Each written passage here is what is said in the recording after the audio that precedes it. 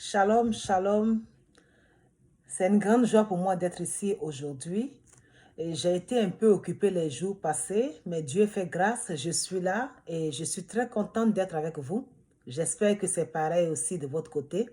Donc, que le Seigneur nous bénisse et nous allons aller rapidement, sans plus tarder, avec le challenge de la sagesse, de la quête de la sagesse. Aujourd'hui, nous sommes au jour 4.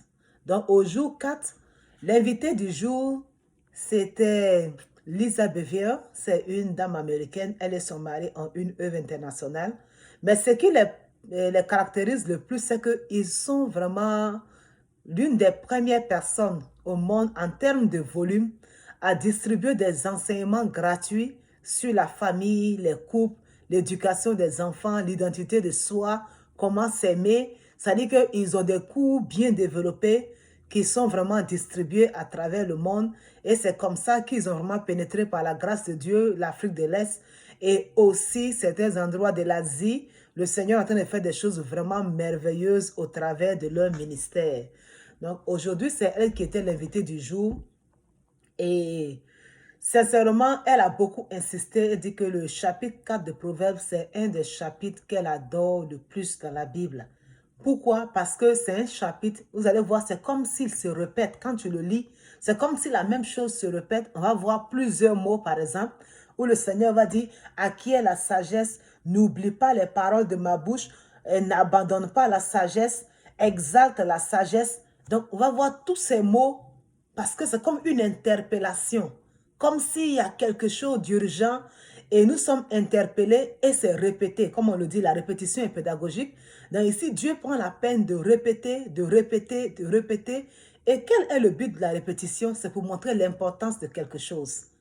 Donc, il vient encore insister ici, au travers de Salomon, qui a écrit ce livre, pour dire que c'est vraiment important que nous recherchons la sagesse. Sans la sagesse, les amis, la vie chrétienne, là, je ne sais pas comment on peut la vivre.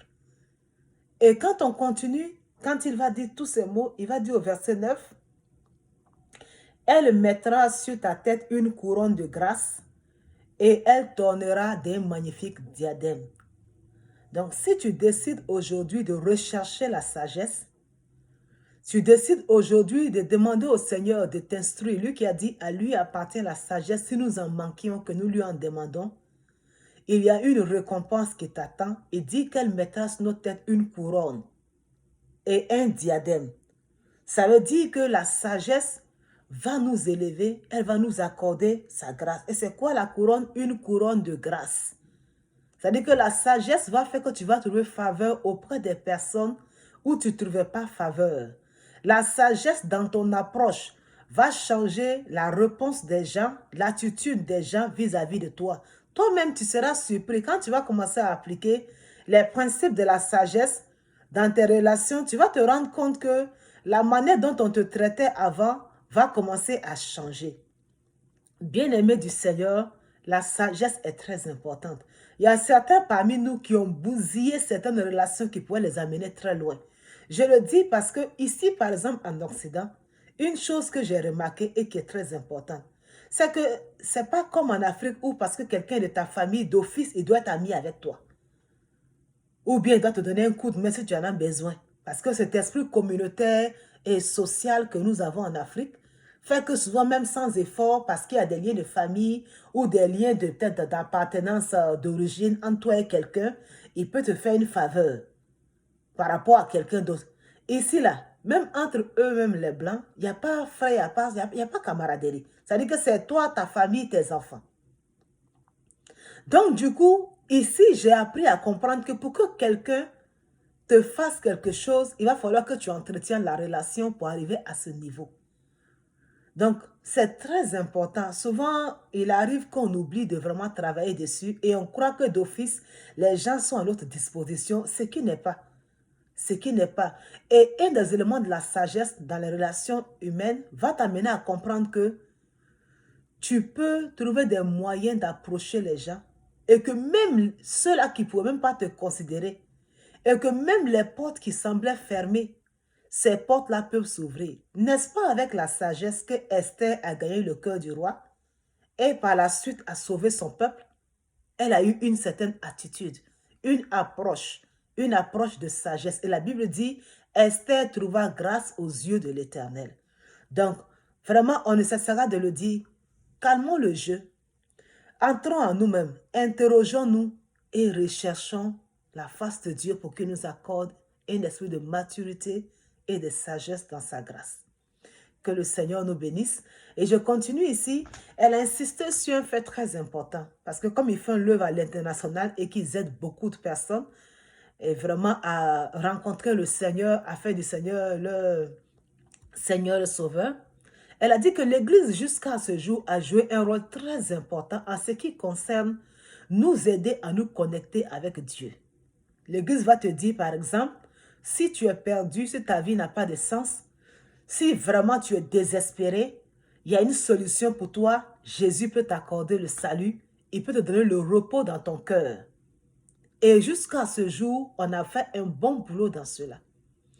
Mais quelque chose que l'Église a manqué de faire, c'est d'interpeller les chrétiens à leur nouvelle naissance, que ce n'est pas la fin. Nous sommes appelés par la sagesse à dominer ce monde. Donc le royaume de Dieu doit descendre sur terre au travers de nous, parce que c'est ce que Dieu a prévu dans son plan. Ce n'est pas Christ qui va revenir et faire des miracles, ou revenir et répandre l'évangile, ou revenir et faire avancer la parole de Dieu. Mais c'est à nous, Église. Et cela prend de la sagesse pour que la volonté de Dieu soit faite sur terre comme elle est faite dans les cieux. Par la sagesse, tu peux conquérir le cœur des rois. Par la sagesse, tu peux multiplier tes avoirs. Et par la sagesse, tu peux maintenant commencer à influencer pour le royaume. Pas pour toi-même, mais pour le royaume. Parce que le but, après la conversion, c'est que nous comprenions qu'il y a un mandat pour nous. Il y a une mission pour nous. Et quand je dis mission, j'appelle cela un appel. Pas que tu deviendras un pasteur ou tu deviendras une prophétesse, non. Mais chaque chrétien a cette mission. Et Dieu veut nous y amener au travers de la sagesse. À travers la sagesse, nous pouvons savoir quel est le chemin que Dieu a tracé pour nous et nous marcherons dans ce chemin.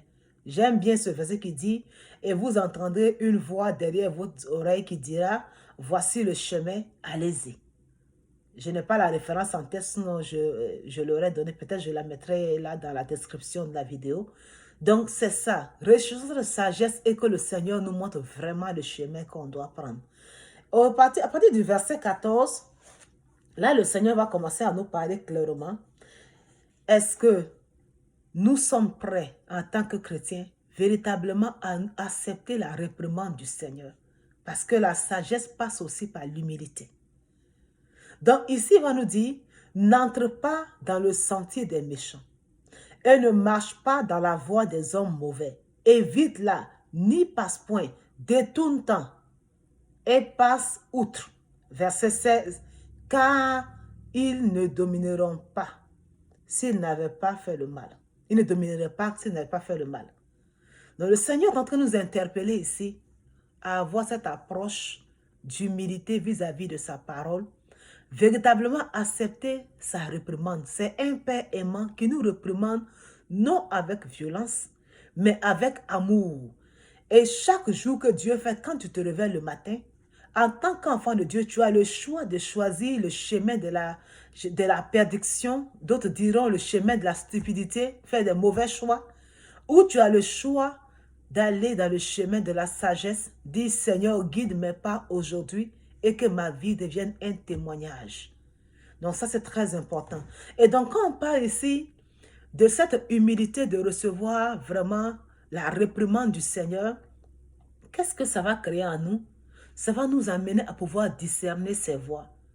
Et un élément important dans la session d'aujourd'hui, la session qui m'a marqué, elle a dit, par exemple, que le discernement, ce n'est pas de faire la distinction entre ce qui est bon et ce qui est mauvais seulement.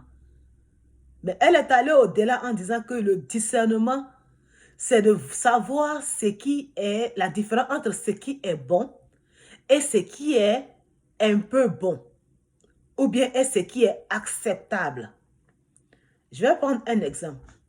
Pour un frère, par exemple, qui cherche à se marier ou une sœur qui cherche à se marier, C'est sûr que si tu es chrétien, tu vas comprendre que ton époux doit être forcément chrétien et tout ça. Mais entre deux frères qui sont chrétiens, les deux sont à l'église, sont tout le temps à l'église, et puis les deux sont des personnes qui sont intéressées par toi, comment est-ce que tu sais la différence entre ce qui est bien, le plan parfait de Dieu pour toi, et ce qui est acceptable? Donc, c'est ça le discernement. Et aujourd'hui, moi, c'est ce que j'ai retenu vraiment que je vais appliquer à ma vie. C'est-à-dire que reconnaître la volonté parfaite de Dieu, la rechercher et la trouver.